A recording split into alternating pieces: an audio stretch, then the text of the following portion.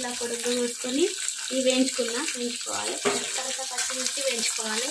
తర్వాత టమాటా వేయించుకోవాలి. రైతు కొత్తిమీర జీలకర్ర వేసి మిక్సీ పెట్టాలి. మిక్సీ పెట్టిన తర్వాత మిరపకాయ ఇలా ఉంది.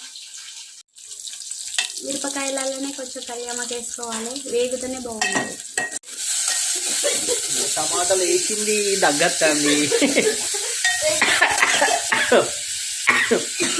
ఇట్లా తగ్గత్తది, అయినా కూడా తగ్గద్దు. మిర్చి ఫస్ట్ కొంచెం మిక్సీ వేసుకోవాలి. తర్వాత టమాటా వేసుకోవాలి. గ్యాప్లో కొత్తిమీర చుంచి పెట్టుకోవాలి. మా ఇంట్లో కొత్తిమీర ఇది. ఎల్లిపాయ జీలకర్ర వేసుకోవాలి. కొత్తిమీరకు తర్వాత వేసుకోవాలి.